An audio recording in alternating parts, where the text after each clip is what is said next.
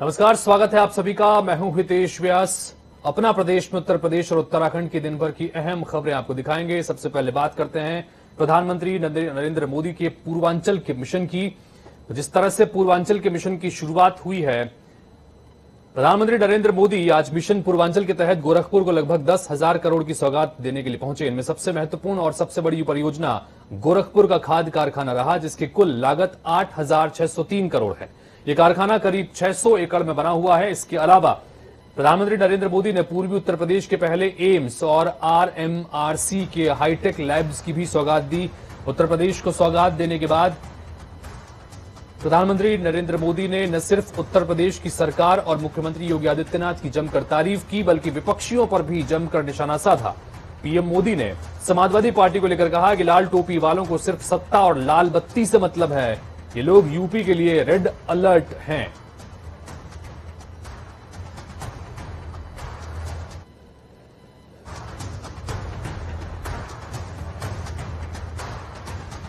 तो प्रधानमंत्री नरेंद्र मोदी अपने मिशन पूर्वांचल के तहत आज गोरखपुर पहुंचे हुए थे और करीब 10,000 करोड़ रुपए की अलग अलग योजनाओं की सौगात इस इलाके को दी है, जिसमें सबसे खास माना जा रहा है खाद कारखाना। गोरखपुर में यह खाद कारखाना जो 1990 में बंद हो गया था, उसे दोबारा आज शुरू किया गया है और यहां उर्वरक बनाया जाएगा। 13 लाख मीट्रिक टन सालाना उर्वरक का उत्पादन यहां पर होगा, जिससे यूपी, बिहार और यूपी से लगे हुए राज्य के साथ साथ पड़ोसी देश नेपाल तक में ये खाद यहां से सप्लाई की जाएगी। 13 लाख मीट्रिक टन नीम कोटेड यूरिया का उत्पादन यहां से किया जाएगा। उसके अलावा पूर्वी यूपी के पहले एम्स का भी आज लोकार्पण किया गया और लिहाजा ये भी स्वास्थ्य के लिहाज से प्रदेश के लोगों के लिए एक महत्वपूर्ण कदम माना जा रहा है।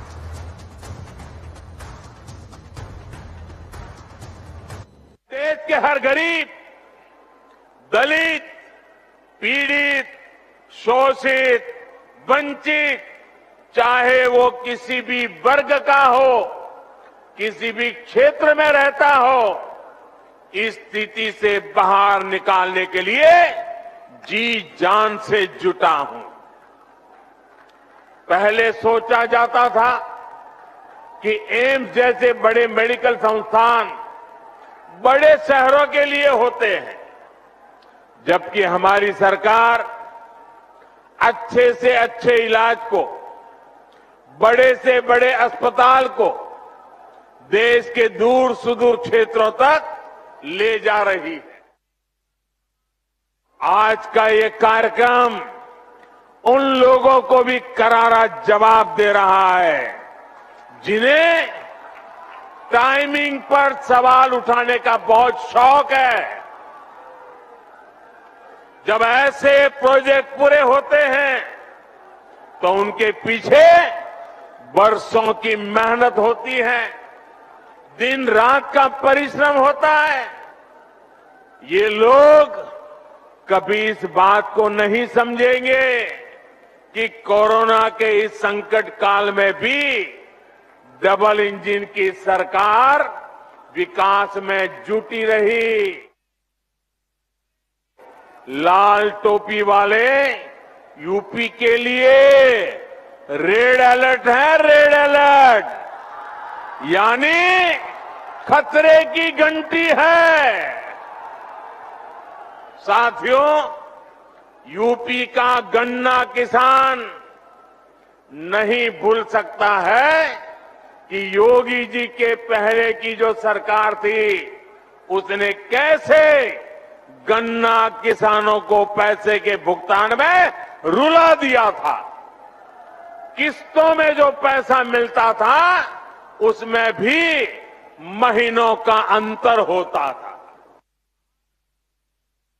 पहले की सरकारों ने अपराधियों को संरक्षण देकर यूपी का नाम बदनाम कर दिया था।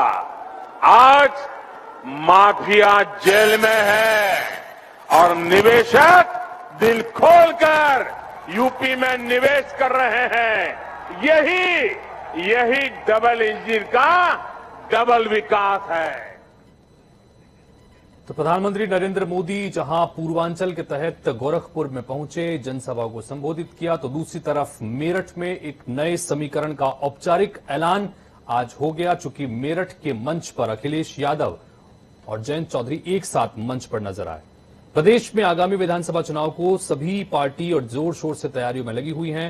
राजनीतिक दलों के बीच जोड़ तोड़ के साथ साथ गठजोड़ की स्थितियां भी जारी हैं। समाजवादी पार्टी और राष्ट्रीय लोकदल के बीच में गठबंधन के साथ ही पार्टी को लेकर औपचारिक घोषणा से पहले ही दोनों दलों की आज मेरठ में एक संयुक्त रैली हुई है। ऐसे में सपा प्रदेश अध्यक्ष नरेश उत्तम का यह कहना है कि हमारी सरकार बेरोजगारी, महंगाई, किसानों की समस्या को लेकर ही चुनाव लड़ेगी और 2022 में बीजेपी का सफाया होगा। साथ ही राष्ट्रीय लोकदल के प्रदेश अध्यक्ष भी इस दौरान मौजूद थे। उन्होंने कहा, मसूद अहमद ने कहा कि 2022 में जनता बीजेपी को बिल्कुल नहीं चाहती है और इस बार रालोद और सपा एक साथ मिलकर जीत हासिल करेगी।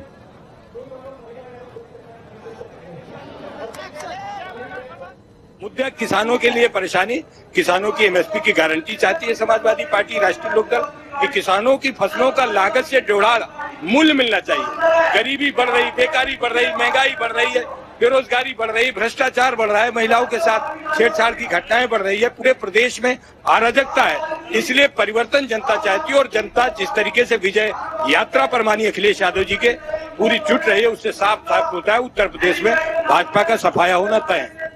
ऐसा है कि भारतीय जनता पार्टी की सरकार ने झांसा देने का काम किया, झूठ बोलने का काम किया, युवाओं को बर्बाद कर दिया, छात्रों को बर्बाद कर दिया। हमारे नेता ने जो लोक संकल्प समिति का जो के जरिए जो मैनिफेस्टो घोषित किया है, उस मैनिफेस्टो में उन्होंने नंबर 1 पर कहा है कि हम 5 साल के अंदर उत्तर प्रदेश के युवाओं को 1 करोड़ नौकरी देंगे।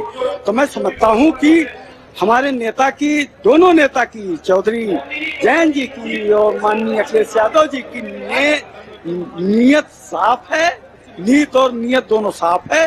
जो कह रहे हैं वो करके दिखाएंगे। हम समझते हैं युवा हमारे लिस्ट में प्रथम नंबर पर। तो समाजवादी पार्टी के मुखिया अखिलेश यादव के साथ जयंत चौधरी ने आज मेरठ के दबथुआ में संयुक्त रैली की है। तो वहीं परिवर्तन संदेश रैली में आगामी चुनाव 2022 के लिए समाजवादी पार्टी और राष्ट्रीय लोकदल में गठबंधन का आज औपचारिक ऐलान भी इससे माना गया। समाजवादी पार्टी के अध्यक्ष अखिलेश यादव की मंच पर मौजूदगी में राष्ट्रीय लोकदल के मुखिया जयंत चौधरी ने दोनों पार्टियों के बीच में गठबंधन का ऐलान करने के साथ ही कहा कि प्रदेश में अब डबल इंजन की सरकार आएगी। साथ ही कहा कि सरकार आने पर हम किसान आंदोलन के दौरान जो शहीद हुए हैं, उन शहीद किसानों की याद में मेरठ में एक स्मारक बनवाएंगे, जिससे शहीद किसानों की कुर्बानी याद रखी जाए। इस दौरान अखिलेश यादव ने कहा कि इस समय का उत्साह बता रहा है कि साल 2022 में बदलाव होने वाला है। 3 कानून केंद्र की तरफ से लाए गए, किसानों को चित करना चाहती थी केंद्र सरकार, लेकिन संदेश गया, किसान के दरवाजे बंद करके चिटकनी लगा देगा। एमएसपी पर ठोस फैसला हो, हम भरोसा दे रहे हैं, किसानों को हक दिलाएंगे। ये बदलाव की आवाज है, लोग बदलाव चाहते हैं। यहाँ का किसान भारतीय जनता पार्टी का सफाया चाहता, यहाँ का नौजवान नौकरी और रोजगार चाहता है। किसान के साथ जो धोखा हुआ है, इन्होंने जो वादे किए थे, इनका झूठ निकला, इनके वादे जुमले निकले। ये झूठ का फूल लगातार झूठ बोल रहा है। उम्मीद जो थी लोगों को कि खुशहाली आएगी डबल इंजन सरकार से, लेकिन इधर डबल इंजन की सरकार फेल होते हुए नजर आ रही है। इसलिए ये जनता बदलाव करेगी इस बार। ये सच्चाई है कि आज जब चुनाव आ रहा है तो इनके नेताओं की भाषा बदल रही है, और भाषा बदलने से ये चाहते हैं कि समाज में खाई पैदा हो। तो जो खाई पैदा करने वाले वही भाजपाई हैं। ये शुभ संकेत है। उत्तर प्रदेश के नौजवान तरक्की चाहते हैं, नौकरी चाहते हैं, विकास चाहते हैं, यहाँ के किसान न्याय चाहते हैं। जिस तरह से हमने किसानों की लड़ाई लड़ी, 2022 का चुनाव किसानों के लिए करो या मरो का चुनाव है। और जिस तरह के लोग आ रहे हैं, जिस तरह की मीटिंग हो रही है, जो उत्साह, ये ऐसी भीड़ नहीं है जो बुलाई गई, ये ट्रैक्टर लेके खुद आए। जब भाजपा आई थी प्रदेश में और देश में, वो पश्चिमी उत्तर प्रदेश से ही आई थी, और यहीं से जो है दूसरा रास्ता खुलेगा। इलाहाबाद हाईकोर्ट बार एसोसिएशन के चुनाव के नतीजों का ऐलान कर दिया गया है। 3 महत्वपूर्ण पदों के नतीजे घोषित हो गए हैं, जिसमें अध्यक्ष पद पर वरिष्ठ अधिवक्ता राधाकांत ओझा ने जीत दर्ज की है। इसी तरह से महासचिव पद पर SD सिंह जादौन ने जीत हासिल की है। वरिष्ठ उपाध्यक्ष के पद पर मनोज कुमार मिश्रा ने जीत दर्ज की है। कुल 7,549 अधिवक्ताओं ने बार एसोसिएशन के इस चुनाव में वोटिंग की थी, जिसके नतीजे आए हैं। 3 प्रमुख पदों पर जो जीते हैं उनके इनामों का ऐलान हो गया है। प्रयागराज से ये एक महत्वपूर्ण आपको खबर दिखा रहे हैं, इलाहाबाद हाईकोर्ट की ये खबर, जहां पर बार एसोसिएशन के अध्यक्ष के साथ साथ महासचिव और वरिष्ठ उपाध्यक्ष के नतीजे घोषित कर दिए गए। आगरा के पिनाहट कस्बे में पूर्व मंत्री अरिदमन सिंह और पूर्व ब्लॉक प्रमुख सुग्रीव सिंह चौहान के समर्थक आपस में भिड़ गए। दोनों पक्षों में मारपीट के बाद जमकर पथराव हुआ। इसमें सुग्रीव चौहान पक्ष की करीब आधा दर्जन गाड़ियां क्षतिग्रस्त हुई हैं। पुलिस अधिकारी कई सर्किल के पुलिस फोर्स के साथ मौके पर पहुंचे। दरअसल पूर्व कैबिनेट मंत्री अरिदमन सिंह की बाइक रैली का कार्यक्रम था। सभा के बाद अरिदमन सिंह बाइक रैली को हरी झंडी दिखाने के लिए रोड पर खड़े थे। उनके समर्थक भी बाइक लेकर रोड पर ही थे।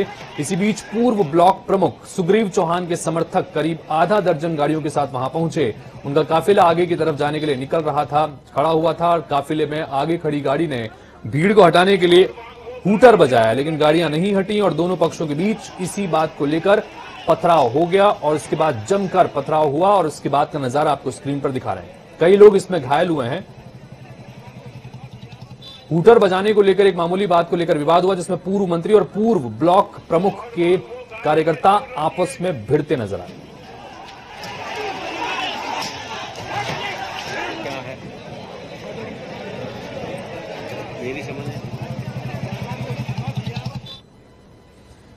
आंदोलन खत्म करने पर संयुक्त किसान मोर्चा की आज एक महत्वपूर्ण बैठक थी। इस बैठक में आज भी फिलहाल कोई निर्णय नहीं निकल पाया है। मोर्चा की बैठक बुधवार को 2 बजे फिर से बुलाई गई है। इसमें आंदोलन खत्म करने पर फैसला हो सकता है। सूत्रों के हवाले से खबर निकल के आ रही है कि कई बातों को लेकर सहमति बन गई है, लिहाजा अब ये आंदोलन खत्म होने की तरफ आगे बढ़ रहा है। लेकिन आज जो बैठक हुई, आज की बैठक में भी कोई फैसला नहीं लिया गया। कृषि कानून वापस लेने के कारण अधिकतर किसान संगठन आंदोलन वापस लेने के पक्ष में है। केंद्र सरकार भी एमएसपी पर कमेटी गठित करने के साथ ही आंदोलन के दौरान दर्ज मुकदमे वापस लेने पर अपनी सहमति दे चुकी है। बाकी उन्होंने एक शर्त लगा दी कि पहले ये मोर्चा उठाओ, फिर हम आपके ये सारे केसेस वापस लेंगे। ये शर्त के साथ मोर्चा उठना नहीं चाहता। इसके लिए सरकार से फिर बातचीत करने के लिए 5 मेंबरी कमेटी को, जो एसकेएम की मीटिंग थी, उसने हदायत कर दी। आज की मीटिंग में मतलब कुछ नहीं, इतना ज्यादा लंबा कुछ नहीं था। आज की मीटिंग में जो हमें प्रपोजल आई है उसमें एक थोड़ा शब्द का हेरफेर है कि उन्होंने कहा कि मुकदमे वापस लेंगे सभी किसानों के, लेकिन कंडीशनल थी बात वो। और ये हमारे लिए ये इधर किसानों का ये था कि कंडीशन नहीं होनी चाहिए। तो वापसी पे क्या अभी फिलहाल कोई डिसीजन हुआ? नहीं, अभी कोई डिसीजन नहीं है। कल बैठ के फिर होगी। कितने बजे मीटिंग है? कल 1 बजे का भी 2 बजे बैठ के। संयुक्त किसान मोर्चा की सिंगू बॉर्डर पर आज बैठक हुई और इस दौरान किसान और सरकार के बीच सहमति बनने की बात सामने आई थी। वहीं किसान नेता राकेश टिकैत ने कहा कि अभी घर वापसी नहीं हुई है और कल फिर बैठक होगी। और साथ ही कहा कि सरकार पर आरोप लगाया उन्होंने साथ ही ये कि सरकार सिर्फ किसानों को आंदोलन खत्म करवाकर घर भेजना चाहती है। वहीं हमारे संवाददाता ने किसान नेता राकेश टिकैत से खास बातचीत की, सुनिए। हम गाजीपुर यूपी गेट पर हैं। हमारे साथ किसान नेता चौधरी राकेश टिकैत मौजूद हैं। चौधरी साहब, आज मीटिंग हुई है, उस मीटिंग में क्या निर्णय निकला है? बताया जा रहा है कि प्रस्ताव पास नहीं, बहुत से सवाल हमारे हैं, उनको वापसी भेजा है उसको क्लियरिटी करने के लिए कि इसमें क्या क्या वो है। एक तो एमएसपी वाला सवाल अभी बड़ा सवाल है, उसमें भी कमेटी की बात कर रहे हैं। कमेटी में कौन लोग रहेंगे? कमेटी तो पहले भी उन्होंने दे दी थी एक चिट्ठी सुप्रीम कोर्ट में, उसमें कौन लोग थे? तो क्या है, क्या लोग कहाँ से रहेंगे, ये सारे सवाल है।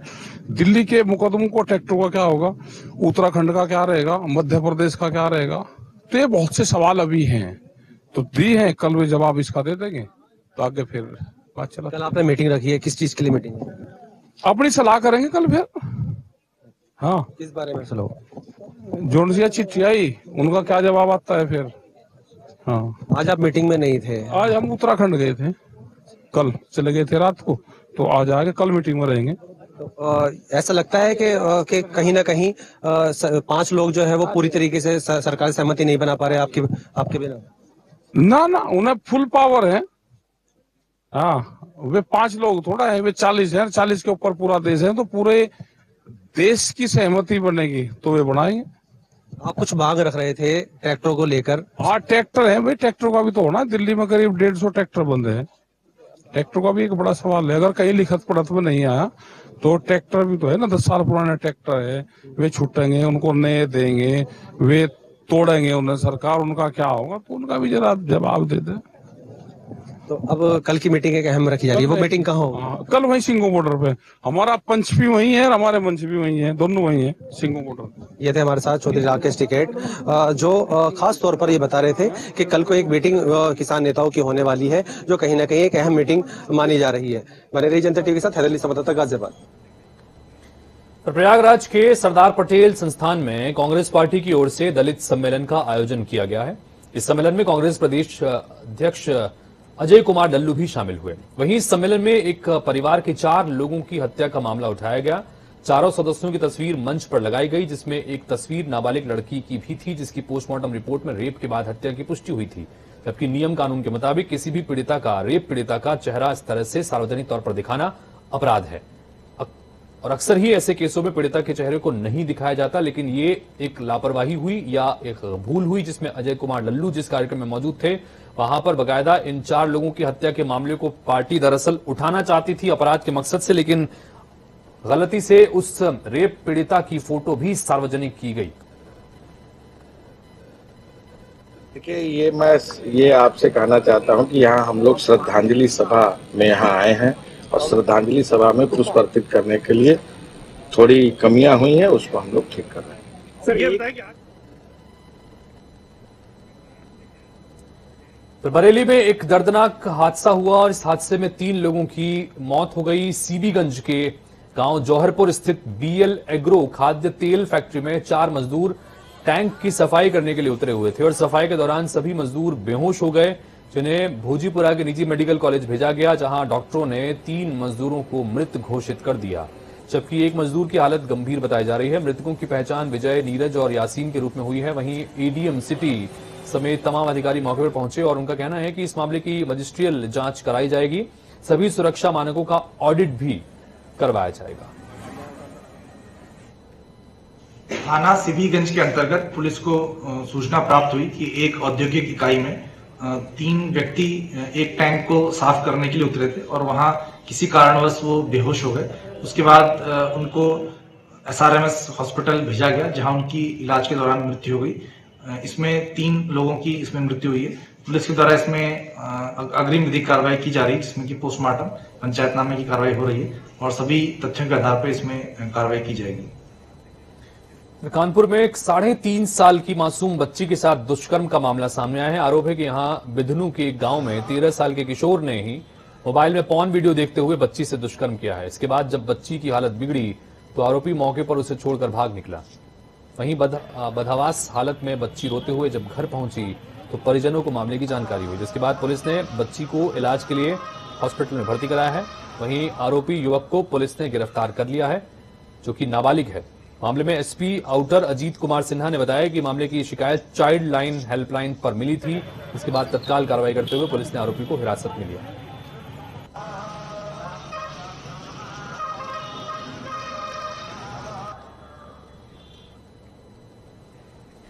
उत्तराखंड की खबरों की बात करें। उत्तराखंड में विधानसभा के शीतकालीन सत्र की तैयारी को लेकर विधानसभा अध्यक्ष प्रेमचंद अग्रवाल ने शासन प्रशासन के अधिकारियों के साथ बैठक की। बैठक में तय किया गया कि कोविड प्रोटोकॉल का पालन करते हुए इस सत्र का आयोजन होगा। विधानसभा अध्यक्ष प्रेमचंद अग्रवाल का यह कहना है कि इस बार सत्र में सभी विधायकों के बैठने की व्यवस्था सभा मंडप में ही होगी।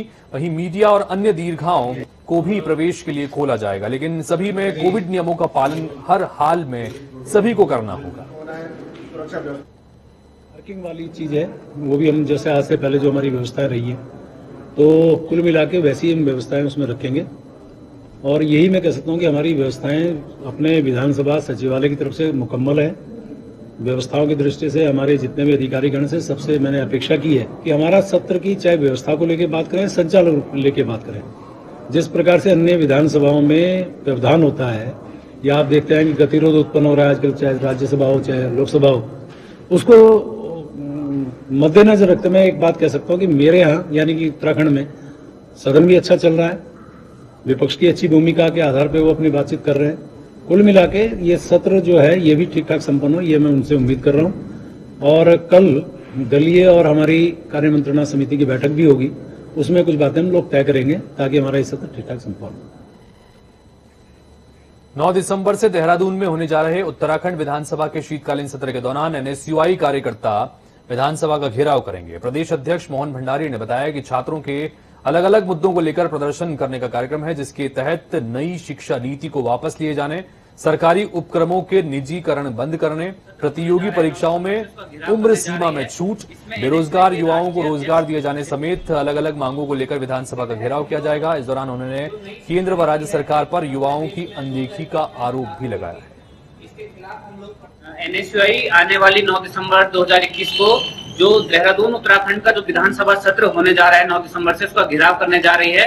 इसमें एनएसयूआई के राष्ट्रीय अध्यक्ष श्री नीरज कुंदन जी भी मौजूद रहेंगे और एनएसयूआई पूरे प्रदेश भर में जो शिक्षा बचाओ देश बचाओ एक अभियान चलाया हुआ है, जो बेरोजगारी के खिलाफ, नई शिक्षा नीति के खिलाफ, जो स्कॉलरशिप में कटौती हो रही है उसके खिलाफ, और जो कोविड के दौरान जो प्रतिभागी प्रतियोगी परीक्षा नहीं दे पाए उनकी आय सीमा में छूट के लिए हम लोग लगातार मांग कर रहे हैं और इसी को लेकर हम लोग 9 तारीख को विधानसभा घेराव करेंगे। वन एवं पर्यावरण मंत्री डॉक्टर हरक सिंह रावत ने ग्वालगढ़ पुल का उद्घाटन किया है। बता दें कि 1 करोड़ 82 लाख रुपए की लागत से 30 मीटर लंबे पुल की सौगात जनता को दी गई है। इस मौके पर वन एवं पर्यावरण मंत्री डॉक्टर हरक सिंह रावत ने यह कहा कि इस पुल के निर्माण से काफी लोगों को फायदा मिलेगा, जिससे क्षेत्र का विकास होगा। शिलान्यास और लोकार्पण दोनों करने का मौका बहुत कम ही मिलता है और उन्होंने कहा कि मुझे खुशी है कि पुल का शिलान्यास और लोकार्पण दोनों मैं खुद ही कर रहा। इस पुल के निर्माण से यहाँ आसपास के समस्त लोगों को और कुर्दार से जिन लोगों को कलाल घाटी कर्णाश्रम जाना है उनको काफी सुविधा हो जाएगी। विशेष करके बरसात में नदी पे जब पानी आता था 3-4 माह यहाँ के लोगों को बहुत दिक्कत होती थी कर्णाश्रम जाने में, कलाल घाटी सिगड़ी जाने में, डिग्री कॉलेज जाने में।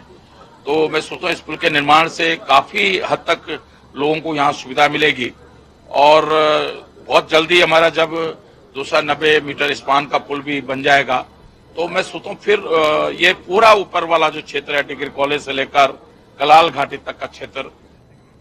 तो इसी के साथ फिलहाल इस बुलेटिन में इतना है, लेकिन जनता टीवी पर खबरों और अपडेट्स का सिलसिला आगे भी लगातार जारी है। नमस्कार।